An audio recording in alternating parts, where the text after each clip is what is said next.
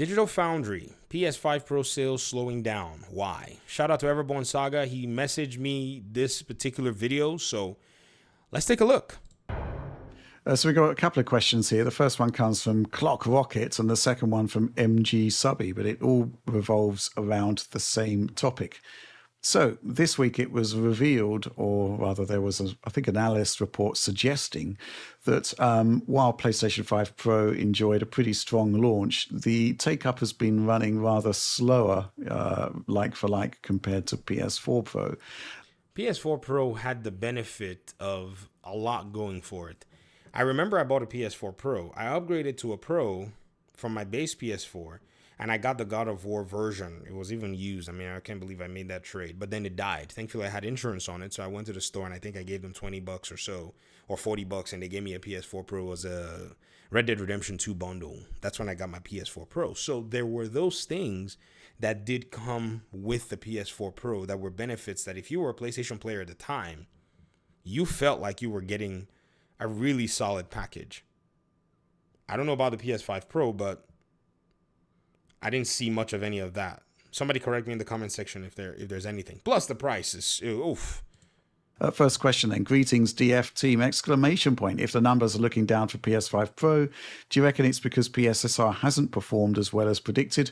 PS4 enhancements were underwhelming, or PS5 Pro enhancements have been a very small mixed bag? All of them, some none. I'm assuming that's a PS5 meant in there.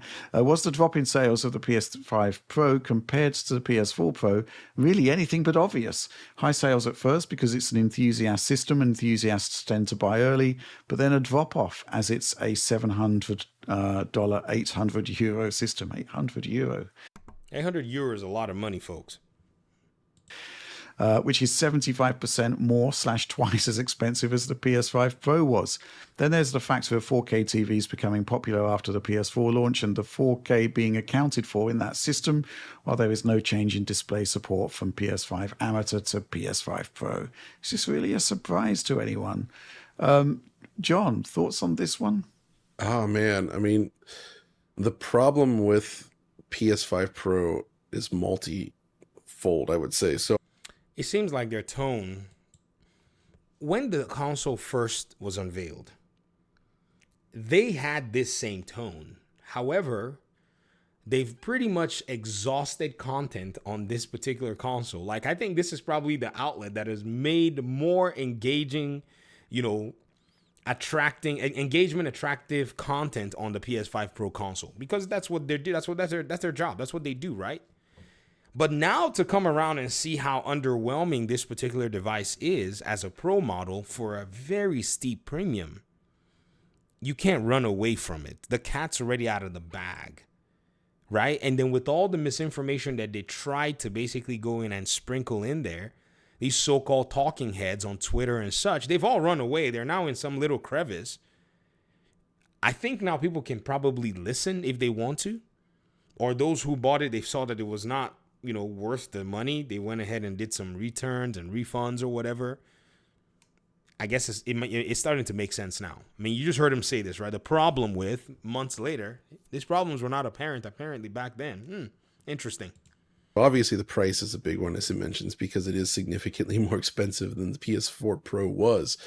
But the PS4 Pro also had this, it came just at the right time as 4K TVs were taking off, right? And I think that factor, as I mentioned there, is central to this. That is it's a very clear thing to message to the consumer to say, hey, you got that new 4K TV? PS4 Pro is designed for 4K TVs. And that's it. It's a simple thing to sell. The PS5 Pro, it's a very different beast. The PS5 Pro had a fundamental flaw in its marketing. It came out with this, hey, you're going to get this performance, blah, blah, blah, blah, blah, that is heavily independent of us, PlayStation, because everybody's now got to go around and figure out how they're going to use this undercooked upscaling technology. And the reason I told y'all that PSSR was undercooked, I made the video. I said, guys, it was just like FSR 3 when the 6,000 series of GPUs launched, or I think it was a 7,000 series of GPU or so that launched. AMD didn't launch FSR 3 or so with it. They said, oh, coming at a future date. They literally put us on layaway to give us a feature that should have shipped with a GPU.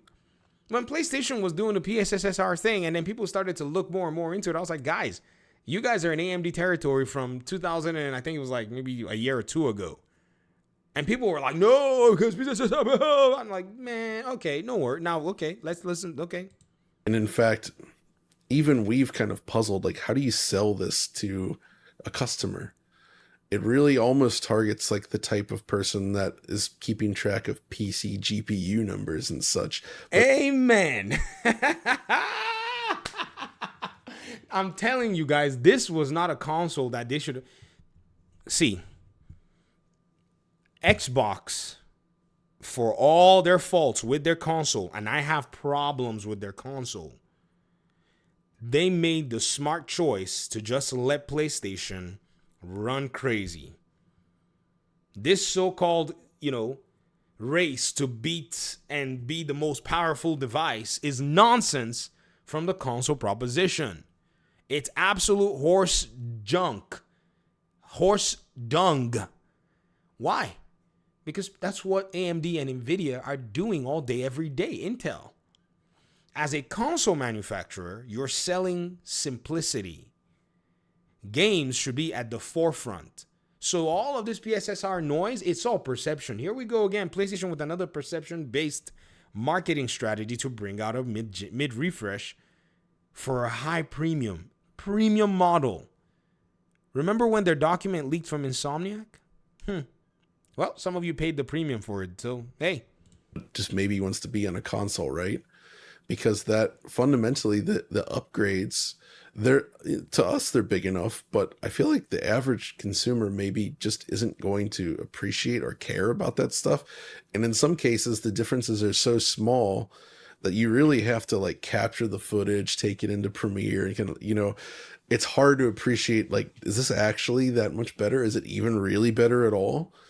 And sometimes it's actually worse, thanks to PSSR having some issues, right? Like, I think you can still agree there. Like, how do you sell this to the average consumer? If they wanted to sell a powerful console to the average consumer, they should have gone with that CPU upgrade as well. Now, I get it. It would have been more expensive. So I guess maybe it was unnecessary. Interesting. Like, it's a real problem. I mean, there's going to be a subset of people that want the most powerful thing that'll get it, but there's no clear reason to get this over a base PS5 at this point. Why did y'all not say that back then? I mean, I don't, did they, maybe I didn't watch it, but did Digital Foundry ever say this back then? For a lot of people, because the PS5 itself is still very expensive. I think there's a lot of people that want a PS5, and when they can finally get to the point where they're going to afford it, maybe these Pro improvements just aren't worth that extra bit of money, right? Oliver? Yeah, I mean, I'd echo a lot of what John said. I think just the bare metal fact that the PS5 Pro is so much more expensive than the base console is what makes the situation a little bit unusual, because it's $700 versus $450 in the US for the diskless slim PS5, and the PS4 Pro was $400 versus $300 for that base console there last generation. That's a much higher price point relative to the base console here. It is. That $700 leap was insane. I was like, here, and a much higher price point in absolute terms as well. At the same time, I think the PS5 Pro software is not as compelling as early PS4 Pro software at the moment, because checkerboard rendering did have its flaws. But a game that was going from 1080p to 1800p CBR or 4K CBR looked a lot better, I think. And even games that were going from 1080p to, say, 1440p, like an Uncharted or something like that, were operating on a margin of resolution where additional pixels really did matter, right? And you were getting a significantly better image in that case, and significantly more stable image. On Pro, it's more mixed. Like, you have some titles like F124 or GT7 where you get enhanced ray tracing, and that looks really good. You have titles like FF7 Rebirth that have much better image quality, but PSSR in general is not really to the level of the DLSSs. And the ray tracing boosts are solid but not transformative. and all these people came out here saying to you that, oh, it was like a 4070. There's a reason why Nvidia can sell crap half-baked 50 series and still sell out. There's a reason that they can do that. And I gotta say, PlayStation, man, y'all need to you have to stay in your lane. And all those talking heads, y'all need to relax. I don't know what it is, but you guys really barked up the tree, though. But, you know, you got to learn something. Typically speaking, I think, though, to me, my kind of what I would clarify here is I think the potential is definitely there. If PSSR is given the time and iteration that it needs, or you get titles like F124 that just have a ton of RT on the PS5 Pro that isn't really present in the PS5. I gotta ask something, you know, and I think I'm already kind of done with this video, to be honest, ladies and gentlemen. Is there the side where your hardware is going to carry some load?